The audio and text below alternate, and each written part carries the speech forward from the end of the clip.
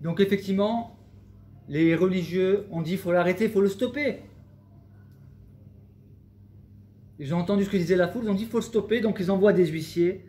Et les huissiers, eh bien, retournent bredouille. Ils ont entendu Jésus prêcher, ils retournent bredouille vers les principaux sacrificateurs et les pharisiens. Et ceux-ci leur dirent pourquoi ne l'avez-vous pas amené? Et les huissiers dirent, écoutez bien, jamais homme n'a parlé comme cet homme. Jamais. Cela n'existe pas.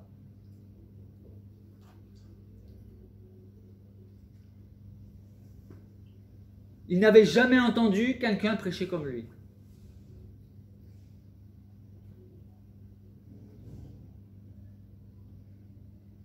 Alors les pharisiens leur répliquèrent, est-ce que vous aussi, vous avez été séduits? Y a-t-il quelqu'un parmi les chefs ou des pharisiens qui ait cru en lui? Mais cette foule qui ne connaît pas la loi, ce sont des maudits. Cette foule qui ne connaît pas la loi, ce sont des maudits. Là, on voit clairement le fanatisme de ces religieux. Pour eux, la foule, c'est un ramassis de pécheurs et ce sont des maudits. Pourquoi? Parce qu'ils croient en Jésus.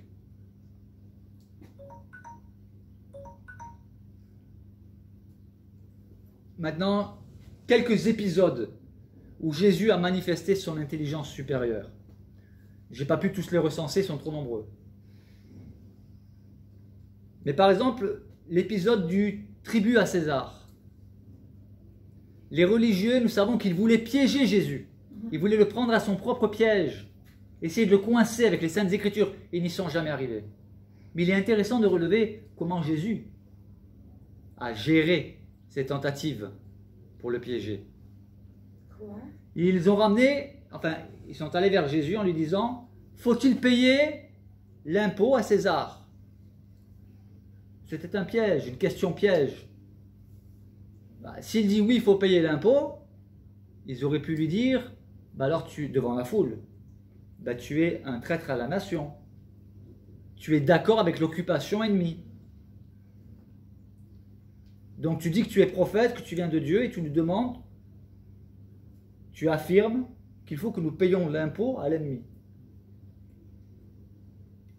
Si Jésus avait dit non, il ne faut pas payer l'impôt, ils auraient dit alors ils seraient allés le dénoncer à César en disant il y a quelqu'un qui est contre César.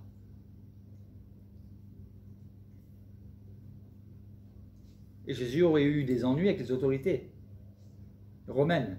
Bon, ça viendra plus tard, mais pour d'autres motifs. Et Jésus, il savait très bien que c'était un piège. Il leur a dit, race de vipères, pourquoi me tentez-vous? Hypocrite, amenez-moi donc une pièce de monnaie.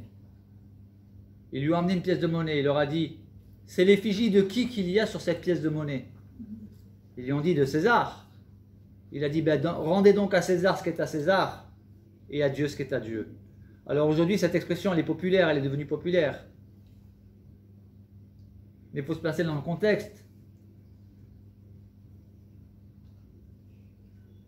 C'était une réponse surprenante, inattendue, sage, intelligente. Une autre fois, ce sont les Sadducéens, un parti religieux. Oui, les Sadducéens, c'est un parti religieux qui ne croyait pas à la résurrection des morts. Et pour essayer de démontrer que ce qu'ils croyaient était vrai, ils sont venus de manière hypocrite poser une question piège à Jésus, sous forme d'énigme. Ils étaient curieux de voir comment il va s'en sortir. Mais en fait, on va vite comprendre qu'ils avaient une vision du paradis qui était erronée. Et il lui raconte une histoire, on ne sait pas si elle est vraie ou si elle est fausse, ce n'est pas important finalement. Mais il lui raconte une histoire où ils disent une femme a eu 7 maris. Les 7 maris sont morts. À la résurrection, cette femme, elle sera la femme duquel des 7? Et Jésus a répondu,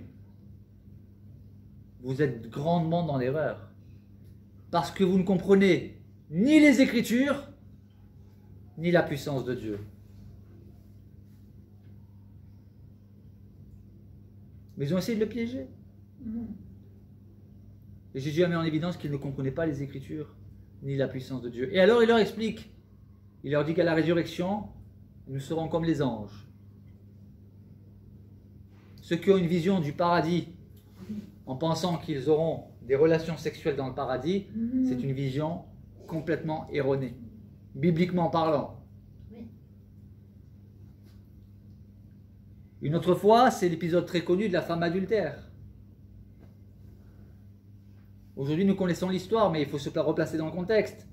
Une femme a vraiment péché, elle a vraiment commis l'adultère, elle est vraiment coupable. Ils amènent cette femme qui a été prise en flagrant délit d'adultère. Attention, elle a été prise sur le fait. Donc son sort est déjà scellé. Et eux, ils se disent, là, on a un moyen de coincer Jésus. Là, il ne pourra pas s'en sortir. Ils amènent cette femme, ils expliquent à Jésus, maître, quel hypocrite, il l'appelle maître, nous avons trouvé cette femme en flagrant délit d'adultère. Moïse a dit que nous devons la lapider. Toi, que dis-tu? Gardez à l'esprit qu'il y avait la foule autour qui allait entendre ce que Jésus allait répondre. Il n'a pas répondu tout de suite, il les a fait patienter. Non pas qu'il était dans l'embarras, mais il a laissé la tension monter. Il les a laissés se réjouir un peu de leur supposée victoire. Ils se sont dit, là il est coincé, il ne sait pas quoi répondre. Mais non. Au lieu de cela, Jésus écrivait par terre, sur la terre. On ne sait pas ce qu'il écrivait d'ailleurs. Et là, elle va leur sortir la plaidoirie la plus efficace, la plus incroyable et surtout la plus courte de toute l'histoire des plaidoiries de tous les avocats.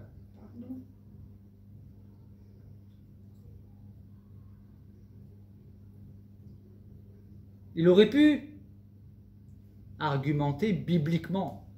Il aurait pu défendre cette femme avec une plaidoirie appuyée sur les Saintes Écritures. En disant déjà, si vous l'avez attrapée en flagrant délit, où est l'homme? Parce que vous n'avez ramené que la femme. Moi, c'est ce que j'aurais dit. Vous l'avez attrapée en flagrant délit, donc ça veut dire qu'il y avait un homme avec. Où il est où l'homme? Parce que puisque vous dites que Moïse a dit qu'il fallait lapider telle femme, je tiens à vous rappeler que ce n'est pas ce que Moïse a dit. Moïse, il a dit l'homme et la femme, l'homme en premier, hein, et la femme seront lapidés. Donc les deux devaient être lapidés. Où est l'homme? Personnellement, moi, c'est l'axe de défense que j'aurais choisi.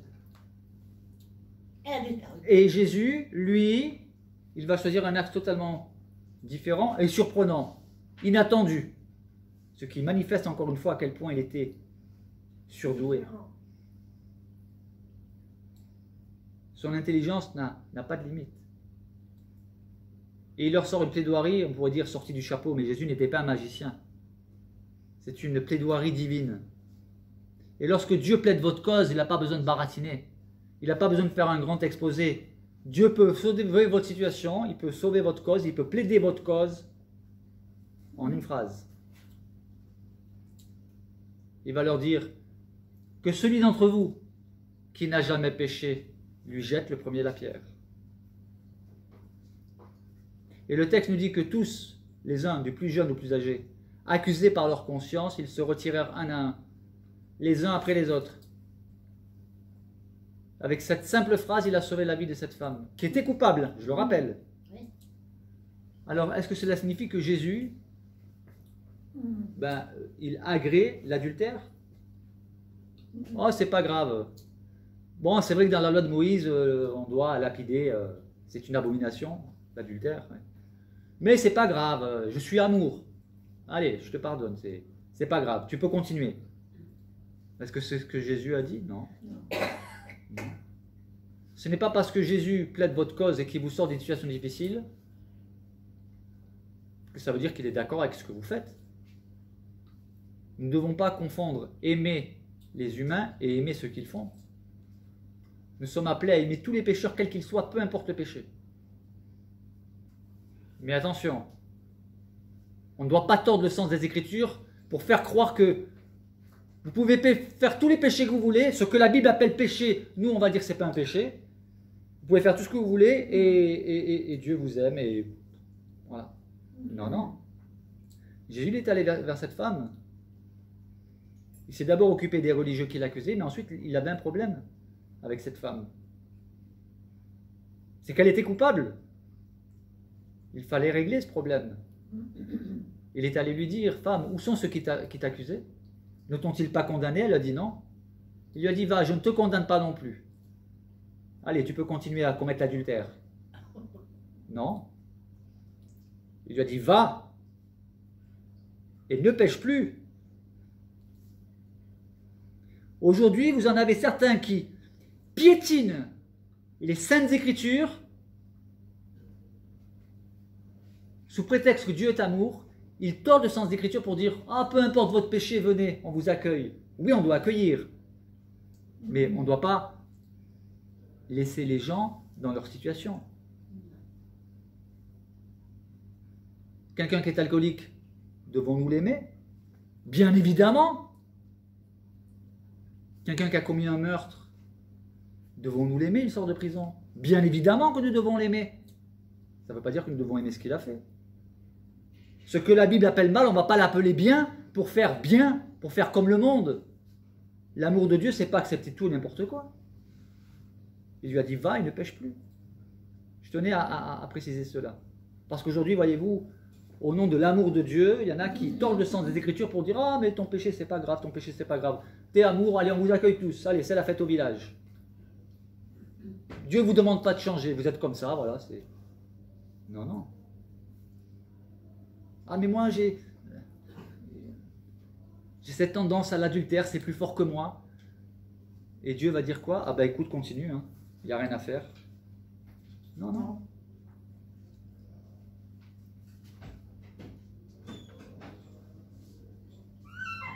Et enfin, un autre épisode où les religieux lui disent, dis-nous par quelle autorité tu fais ces miracles.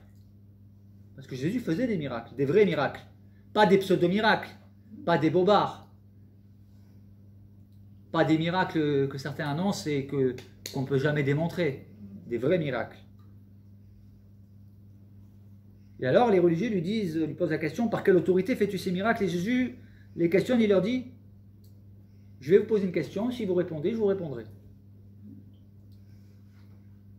De qui venait le baptême de Jean? Vous savez, celui qui a été décapité. Jean le Baptiste. Est-ce que le baptême de Jean venait du ciel ou est-ce qu'il venait des hommes? Et ils ont réfléchi, ils se sont dit, on ne peut pas répondre, ni l'une ni l'autre. Sinon on va se faire avoir. Ils ont dit, on ne sait pas. Il leur a dit, bah alors je ne dirai pas non plus par quelle autorité je fais ces miracles. Vous voyez l'intelligence de Jésus? Il comprenait parfaitement l'être humain. Alors des exemples, je pourrais encore en multiplier, mais je ne veux pas faire trop long. Maintenant, j'aimerais parler de l'hypersensibilité de Jésus. L'hypersensibilité, c'est quoi? Je l'ai dit tout à l'heure, c'est une sensibilité très intense. On lit dans Jean, chapitre 11, verset 33. L'histoire, c'est quoi? Lazare est mort. Quand Jésus arrive, ça fait déjà plusieurs jours que Lazare est mort. Et il y a Marie qui vient et qui lui dit, si tu avais été là, bien mon frère ne serait pas mort. Et le texte nous dit dans Jean 11, 33, Jésus, la voyant pleurer, donc Marie, elle et les Juifs qui étaient venus avec elle, le texte nous dit qu'il frémit en son esprit et il fut tout ému. Ça veut dire bouleversé, touché, agité, en plein cœur. Quand on nous annonce que quelqu'un est mort, on peut être touché, on peut être sensible, mais la tendance aujourd'hui, c'est que nous voyons des atrocités à la télé, on n'est guère plus ému par grand-chose. Mais Jésus, lui, était ému. Il a frémi en son esprit. Lazare est mort. Il a vu, et le texte nous dit que c'est la voyant pleurer, elle et les Juifs qui étaient venus avec elle, il frémit en son esprit et il fut tout ému. Il aurait pu paraître stoïque. C'est pas grave, c'est pas un problème. Allez, arrête de pleurer. Arrêtez de pleurer, je vais le ressusciter. Il aurait pu le dire parce que finalement c'est ce qu'il va faire. Mais le texte ici nous dit que Jésus frémit en son esprit. Retenez bien les expressions, c'est important. Il frémit en son esprit et il fut tout ému. Touché, bouleversé. Jésus était viril, nous le verrons. Et beaucoup dans l'imaginaire de beaucoup de personnes, être un homme, c'est voilà, être stoïque, et puis ne jamais montrer qu'on est ému. C'est interprété comme un signe de faiblesse. Bref. Et voyez-vous au verset, 2 versets plus loin, il y a ce qui est le plus petit verset de la Bible. C'est le plus petit verset de la Bible, 2 mots. Mais c'est le plus petit verset de la Bible qui en dit long. Jésus pleura.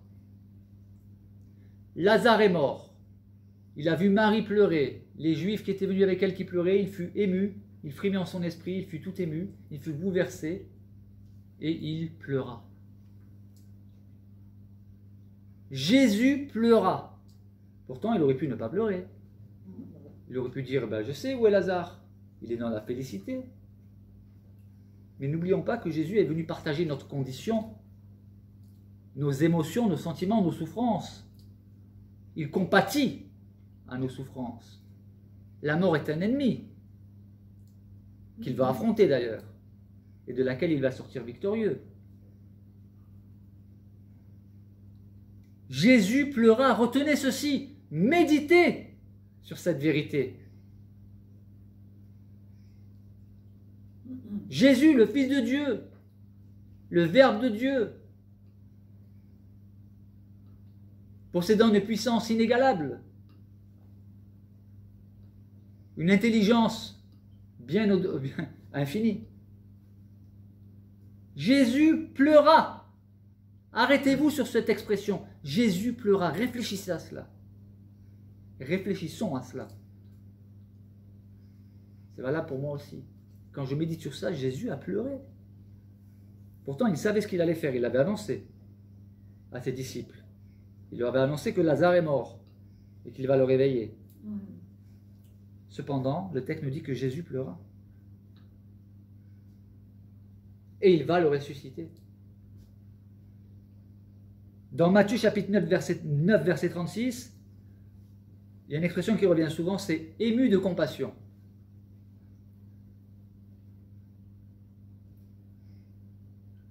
Dans cet épisode, il y a la foule à qui il a enseigné, et le texte nous dit « voyant la foule, il fut ému de compassion pour elle ». Pourquoi? Parce qu'elle était languissante et abattue, comme des brebis qui n'ont point de berger. Arrêtons-nous sur cette expression. Jésus est ému de compassion en voyant cette foule qui était abattue, découragée, languissante. Cette expression nous révèle les émotions, la sensibilité, l'hypersensibilité de Jésus. Ému. Qui aujourd'hui est ému de compassion en voyant des gens souffrir? Je ne dis pas qu'il n'y en a pas. Ce que je mettrai en relief, c'est que Jésus, lui, en tout cas, l'était. Ému de compassion, en fait, littéralement, c'est, dans la langue originale, être remué dans ses entrailles, dans ses intestins. Parce que de là, l'expression ému de compassion, c'est... Il faut savoir que les entrailles sont censées être le siège de l'amour et de la pitié. Donc il est touché dans ce domaine-là, ému de compassion. Dans Matthieu chapitre 14, verset 14, c'est un autre épisode, une autre circonstance. Il est dit, quand il sortit de la barque, il vit une grande foule et fut, une fois de plus, ému de compassion pour elle. Et il guérit les malades. Dans Matthieu chapitre 15, verset 32, une autre circonstance, on lit ceci. Jésus, ayant appelé ses disciples, dit « Je suis ému, de compassion pour cette foule, car voilà 3 jours qu'ils sont près de moi. » Ça veut dire qu'ils l'écoutent. « Et ils n'ont rien à manger. Je ne veux pas les renvoyer à jeun, de peur que les forces ne leur manquent en chemin. » Analysez cet épisode. Analysons ce que Jésus dit. Il est prévenant. Et le fait de savoir que cette foule est là depuis 3 jours et qu'ils n'ont rien à manger, cela l'émeut. Il est ému de compassion. Et il ne veut pas les renvoyer à jeun sans qu'ils aient mangé. Et c'est là qu'il va faire la multiplication des pains. Il va opérer la multiplication des pains. Parce que la compassion, ce n'est pas de la mièvrerie. Ce n'est pas couler une larme. La vraie compassion, elle pousse à l'action. Et l'amour de Dieu, ce n'est pas un amour qui est un amour de mièvrerie. C'est un amour qui pousse à l'action. D'ailleurs, l'amour de Dieu que certains utilisent pour faire croire que Dieu accepte tout et n'importe quoi, cet amour de Dieu était tellement fort qu'il a pris le péché qui est tellement laid au sérieux, au point de régler ce problème. C'est-à-dire que pour Dieu, le péché est tellement immonde qu'il fallait qu'il envoie son Fils. Jean 3,16 que nous dit, car Dieu a tant aimé, oui, Dieu est amour, Dieu a tant aimé le monde, qu'il a fait quoi? Qu'il a donné son Fils unique. Pourquoi? Afin que quiconque croit en lui, donc croit au Fils, ne périsse point. Et aujourd'hui, on ne veut plus parler de ces aspects-là. Il ne faut pas faire peur aux gens.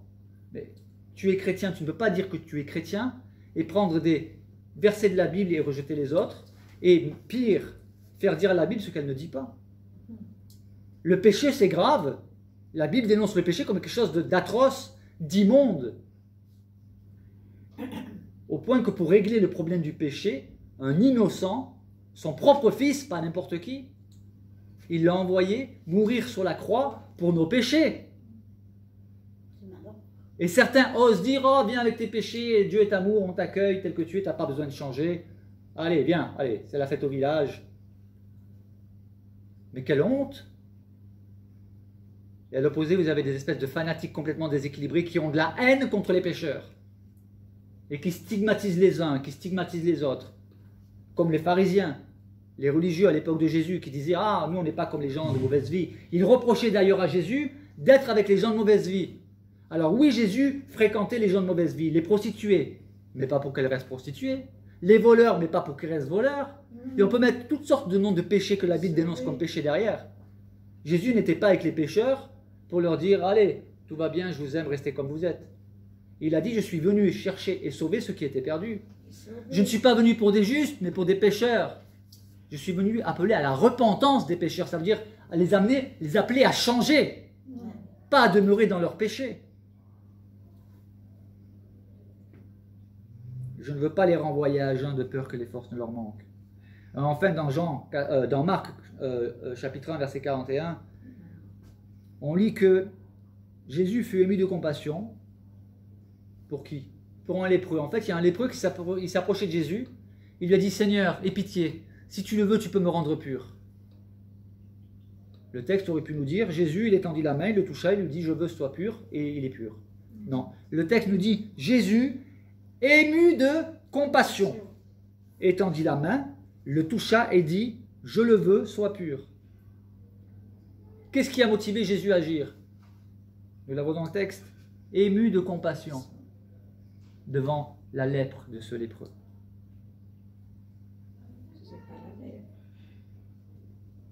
Et enfin, pour terminer, il y a encore 2 versets. Marc 6, 34, un autre épisode. Quand il sortit de la barque, Jésus vit une grande foule et fut ému de compassion pour eux, parce qu'ils étaient comme des brebis qui n'ont point de berger, et il se mit à leur enseigner beaucoup de choses. Il a vu qu'en fait, ils ignoraient beaucoup de choses. Et il fut ému de compassion de cette ignorance. Et il les encouragea en les enseignant.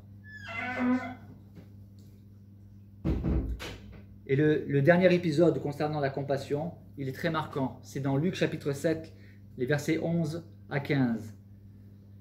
Jésus alla dans une ville appelée Naïn, ou Naïn, peu importe comment on prononce, je ne suis pas certain de la bonne prononciation. Mais en tout cas, il arrive dans une ville. Ses disciples et une grande foule faisaient route avec lui. Et lorsqu'il fut près de l'entrée de la ville, voici, en fait, il assistait à des obsèques, on portait en terre un mort, qui était fils unique de sa mère. Et sa mère, elle était veuve. Donc elle avait perdu son mari, et maintenant elle venait de perdre son fils unique. Et il y avait avec elle beaucoup de gens de la ville. Et le Seigneur, elle n'a rien demandé. Hein. Jésus a juste assisté à la scène. C'est un enterrement. Jésus voit cette femme. Et le texte nous dit que le Seigneur, l'ayant vue, fut ému de compassion pour elle, et il lui dit, ne pleure pas. Il était tout. Donc, s'il dit ne pleure pas, c'est qu'il la voyait pleurer, d'accord? Il est ému de compassion par les larmes de cette femme, qui est veuve et qui vient de perdre son fils unique. Il est ému de compassion. et lui dit ne pleure pas. Il s'approcha et toucha le cercueil. Ceux qui le portaient s'arrêtèrent et il dit jeune homme, je te le dis, lève-toi. Et le mort s'assit et se mit à parler et Jésus le rendit à sa mère. Il a accompli un miracle. Alors il n'accomplit pas toujours des miracles, mais dans ce cas précis, il a fait un miracle. En tout cas, quand il était parmi nous, durant sa mission, il a accompli beaucoup de miracles. Il a aussi parlé du bon samaritain, il s'est identifié au bon samaritain. Dans la parabole du bon samaritain, c'est ce samaritain qui est venu en aide à quelqu'un qui avait été agressé. Et dans cette parabole que Jésus raconte, il dit que bien, les représentants de Dieu sont passés outre. Ils n'ont pas aidé ce pauvre malheureux. Mais qu'un samaritain, c'est-à-dire quelqu'un que les Juifs haïssaient, lui, il est dit, il fut ému de compassion lorsqu'il vit le pauvre qui était dans cet état. Alors, être hypersensible, je le rappelle, n'est pas synonyme de manque de virilité, car cette hypersensibilité se manifeste aussi avec force envers les injustices. Je tiens à rappeler que Jésus a fabriqué un fouet.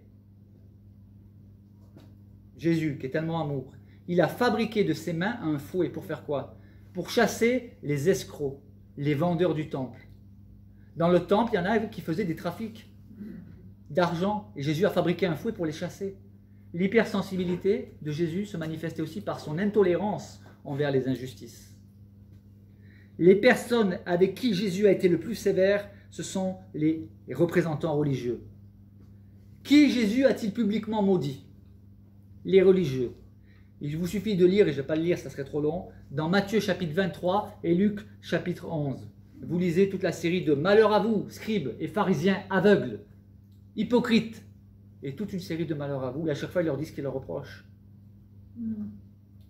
Malheur à vous. Donc la conclusion, ne pas confondre mièvrerie, pleurnicherie ou hyper-émotivité, parce qu'il faut garder à l'esprit que Jésus a toujours gardé le contrôle de ses émotions. Et celles qu'il a laissé s'exprimer, eh ben, c'est qu'elles étaient justifiées.